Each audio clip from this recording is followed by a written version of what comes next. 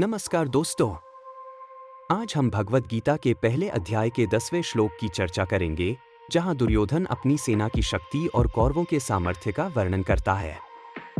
श्लोक 10। अपर्याप्तम तदस्माकं बलं भीष्माभिरक्षितम् पर्याप्तं त्विदमेतेषां बलं भीमाभिरक्षितम्। 10। इसका अर्थ है, दुर्योधन कहता है, हमारी सेना जो भीष्म द्वारा रक्षित है बहुत विशाल है और पर्याप्त नहीं लगती, जबकि पांडवों की सेना भीम द्वारा संरक्षित काफी मजबूत और संगठित दिखाई देती है। यह श्लोक हमें यह सिखाता है कि कभी-कभी हमें अपने शक्तिशाली संसाधनों के बावजूद विरोधी की रणनीति और संगठन को कम करके नहीं आंकना चाहिए। आइए इसे गहराई से समझते हैं। इस श्लोक में दुर्योधन अपनी सेना की संख्या और शक्ति का वर्णन करता है जो भीष्म के नेतृत्व में है। वह यह भी स्वीकार करता है कि पांडवों की सेना जो भीम द्वारा रक्षित है, संगठित और मजबूत है। यहाँ यह देखा जा सकता है कि संख्या और ताकत से ज्यादा महत्वपूर्ण है कि आपकी रणनीति कितनी सटीक है। यह श्लोक यह भी बताता है कि चाहे आपकी टीम कितनी भी बड़ी क्यों न हो, अगर आपका नेतृत्व कमजोर हो या रणनीति अस्पष्ट हो, तो आपको सफल होना मुश्किल हो सकता है। जब हम एप्पल और सैमसंग की प्रतिस्पर्धा की बात करते हैं, तो हमें यह समझना चाहिए कि सैमसंग के पास दुनिया भर में बहुत बड़ा मार्केट शेयर है और वह बड़े पैमाने पर उत्पादन करती है। लेकिन एप्पल की रणनीति, उनके उत्पादों का संगठित डिजाइन और ब्रांड वैल्यू इतनी मजबूत है कि एप्पल बाजार में हमेशा एक प्रभावशाली स्थान बनाए रखती है। सैमसंग के पास भले ही बहुत बड़ा संसाधन और उत्पादन क्षमता हो, लेकिन एप्पल की रणनीति उन्हें मजबूत बनाती है।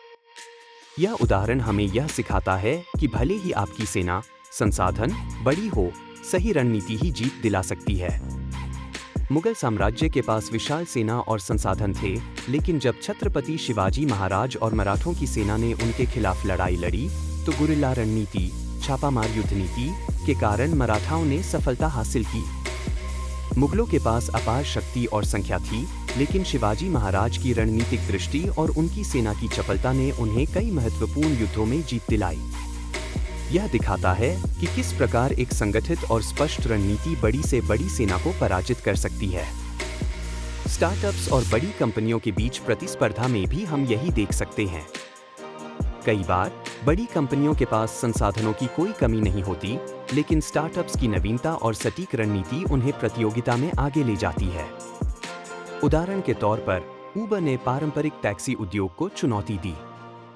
उबर के पास शुरुआत में संसाधन कम थे, लेकिन उनकी तकनीकी रणनीति और यूजर फ्रेंडली इंटरफेस ने उन्हें सफलता दिलाई। यह हमें यह सिखाता है कि आपकी रणनीति और सटीकता हमेशा आपके संसाधनों से ज्यादा महत्वपूर्ण होती है। रणनीति पर ध्यान दें, चाहे आपके पास कितने भी संसाधन हों, सही रणनीति के बिना सफल होना मुश्किल है। नेतृत्व की भूमिका समझें। एक अच्छा नेतृत्वकर्ता वह होता है जो अपनी टीम के साथ सही दिशा में काम करने की योजना बनाए। अपनी टीम को संगठित रखें। एक संगठित टीम की ताकत संसाधनों से अधिक होती है। टीम के सदस्यों को उनकी क्षमताओं के अनुसार सही जिम्मेदारी दें। इस श्लोक से हमें यह सीखने को मिलता है कि चाहे आपकी सेना कितनी भी बड़ी क्यों न हो, अगर वह सही तरीके से संगठित नहीं है या आपके पास सटीक रणनीति नहीं है, तो जीतना मुश्किल हो सकता है। दुर्योधन की यह स्वीकार्यता कि पांडवों की सेना भले ही छोटी हो, संगठित है, हमें यह सिखाती है कि सही योजना और नेतृत्व सबसे महत्वपूर्ण होता है। अगर आपको यह वीडियो अच्छा लगा हो, तो लाइक और सब्सक्राइब जरूर करें और अगले वीडियो में हम अगले श्लोक पर चर्चा करेंगे। धन्यवाद।